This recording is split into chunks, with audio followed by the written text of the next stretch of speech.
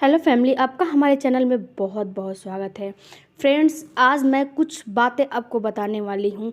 5 ऐसे लक्षण बताऊंगी जिसमें से अगर ये लक्षण आप में हैं, 1-2 लक्षण हैं, महसूस हो रहे हैं, तो आप इनफर्टिलिटी की दायरे में आ गई हैं और आपको माँ बनना बहुत ही मुश्किल होता है। फ्रेंड्स, क्या होता है कि जब शादी होती है, मैरिज होती है, तो नई नई कपल जो रहते हैं वो बोलते हैं कि अरे मुझे अभी बच्चा नहीं चाहिए, अभी मैं इंजॉय करूँगी, मैं ऐसे करूँगी, मैं वैसे करूँगी।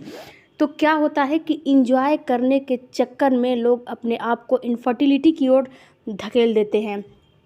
देखिए क्या होता है कि जब शादी होके आती है तो उसी समय 10% लोगों को जो है कंसीव हो जाता है और प्रेगनेंसी हो जाती है, शिशु हो जाता है।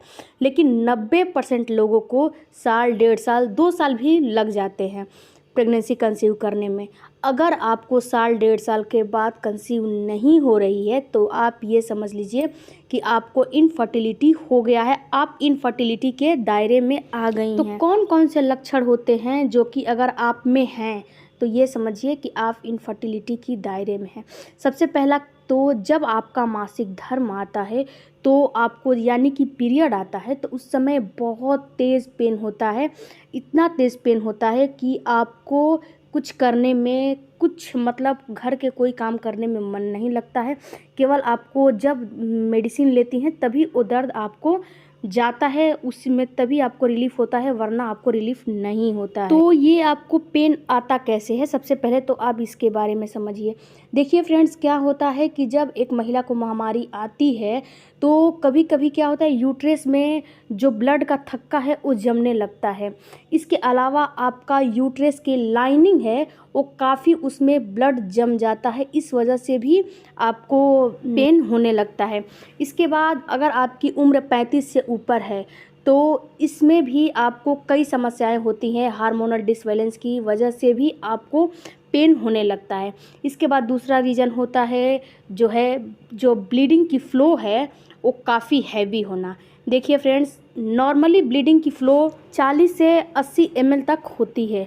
अगर आपको 40 से 80 यानी कि 90 ml भी है तब तो नॉर्मल है, लेकिन अगर इससे ऊपर है ब्लीडिंग की फ़्लो और उसमें क्लॉट्स आ रहे हैं, थक्के आ रहे हैं, उसके साथ आपको दर्द हो रहा है, तो ये समझिए कि आपको यूट्रस में कुछ ना कुछ समस्या है। और ये जैसे जैसे समस्या बढ़ती जाएगी वैसे वैसे आपका पेन और जो क्लॉट्स आना है वो बढ़ता जाएगा, वो कम होने का नाम नहीं लेगा। कभी कभी ऐसा भी होता है कि आपका यूट्रस बड़ा हो जाता है, उसमें भी ये समस्या होने लगती है। इसके अलावा अगर आपके यूट्रस की लाइनिंग अच्छी नहीं है तो भी आपको बांझपन की समस्या होने लगेगी। इसके बाद क्या होता है, इसके बाद अनियमित पीरियड आना। देखिए फ्रेंड्स, क्या होता है कि अगर आपकी पीरियड, देखिए 25 दिन और 21 दिन की पीरियड तो नियमित मानी जाती है, मतलब समझ लीजिए कि हाँ ठीक ठाक है। 30 दिन की पीरियड बहुत ही अच्छी मानी जाती है, गुड क्वालिटी की। लेकिन अगर आपका पीरियड 3 हफ्ते से कम है, बीच में आ जा रहा है, बीच में धब्बा लग जा रहा है, तो ये समझिए कि आपकी पीरियड अनियमित है।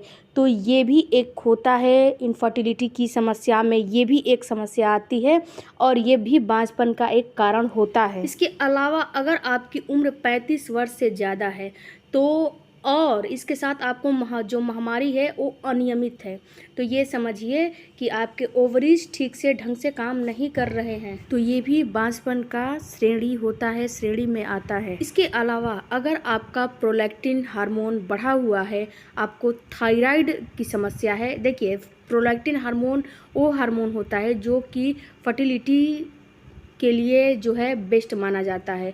ये हार्मोन फर्टिलिटी की प्रक्रिया को दर्शाता है। तो ये दोनों ही जो कंडीशन है थायराइड और ये हार्मोन में, तो अगर ये दोनों बढ़ा हुआ है तो भी आपको कंसीव करने में प्रॉब्लम आएगी। इसके बाद जो है जो 5वां कारण है कि अगर आपका महामारी बिल्कुल बंद है, शुरू ही नहीं हुआ है, तो ये बहुत बड़ा डिफेक्ट माना जाता है, क्योंकि ऐसे कंडीशन में आपके यूट्रस में, आपके पेल्विस एरिया में गांठें हो सकती हैं या फिर ब्लॉकेज हो सकती हैं या फिर बहुत से इसमें कारण हो सकते हैं। इसके बाद अगर पहले आपकी महामारी आती थी लेकिन एक डिलीवरी के बाद बंद हो गई है, नहीं आ रही है, तो ये भी बहुत बड़ा डिफेक्ट माना जाता है। हो सकता है कि आपका यूट्रस जो है दोनों आपस में चिपक गया होगा, इसकी दीवारें कभी कभी आपस में चिपक भी जाती हैं, तो ये भी एक रीज़न हो सकता है। इसके बाद अगर आपको बहुत ज़्यादा आप फैटी हैं, आपका वज़न बहुत ज़्यादा है, तो ये आपके सिस्ट को दर्शाता है।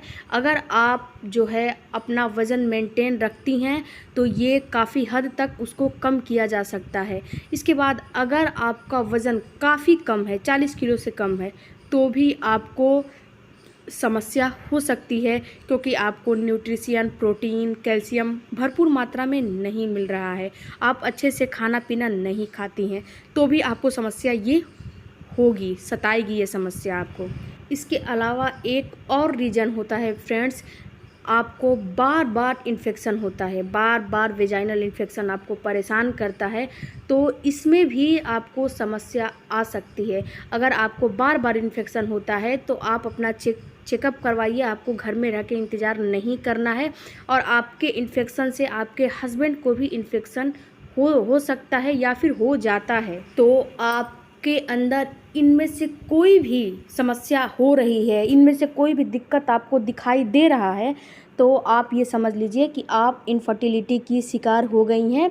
आपको घर पे रह के वेट करके अपना टाइम नहीं बर्बाद करना है, आपको डॉक्टर के पास जाना है, अपना ट्रीटमेंट लेना है। और जो भी डॉक्टर बताती हैं अच्छे, जैसे देखिए फ्रेंड्स, बहुत से डॉक्टर ऐसे भी हैं जो कि आपको फंसाए, मतलब आपको झूठे में फंसाती रहेंगी, आपका पैसा वेस्ट करती रहेंगी।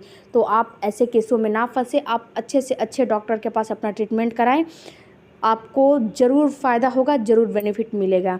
इसके बाद एक और मैं आपको बात बताती हूँ कि अगर आप 35 वर्ष से ज़्यादा हैं तो आपको देर नहीं करना चाहिए। 6 महीने साल भर आप कंसीव करने की ट्राई कर रही हैं, नहीं हो पा रहा है, तो आपको तुरंत हॉस्पिटल जाना चाहिए ट्रीटमेंट लेने के लिए, क्योंकि 35 वर्ष के बाद महिलाओं की प्रजनन क्षमता ऑटोमेटिक कम हो जाती है। आप कुछ भी ट्राई कर लीजिए लेकिन उनकी प्रजनन क्षमता कम ही हो जाती है।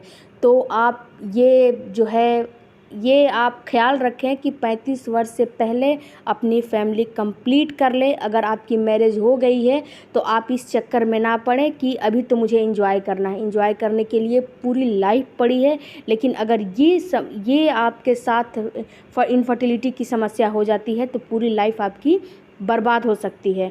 तो इस चीज़ को आप ख्याल करिए। एंजॉय क्या है, एंजॉय तो आप जब से जीती रहेंगी, जब से लाइफ रहेगा तब तक आप करती रहेंगी, लेकिन 35 वर्ष के पहले अपनी फैमिली कंप्लीट करने की कोशिश करिए। और जो मैरिज हो रहा है आजकल के बच्चों को, तो वो भी मैं उनके पेरेंट्स से ये रिक्वेस्ट करना चाहती हूँ कि उनका मैरिज जब समय रहते हुए कर लें, ताकि उनको ऐसे जो है सिचुएशन से गुजरना ना पड़े। आई होप कि ये सारी जानकारी आपको अच्छी लगी होगी। तो हमारे चैनल को एक लाइक और एक सब्सक्राइब करके जाइएगा, क्योंकि सब्सक्राइब और लाइक के पैसे नहीं लगते हैं। और इंस्टाग्राम पे फॉलो करना चाहती हूँ तो माई वुमेन्स केयर है, फॉलो कर लीजिए। मिलते हैं अगले वीडियो में। Bye bye, take care.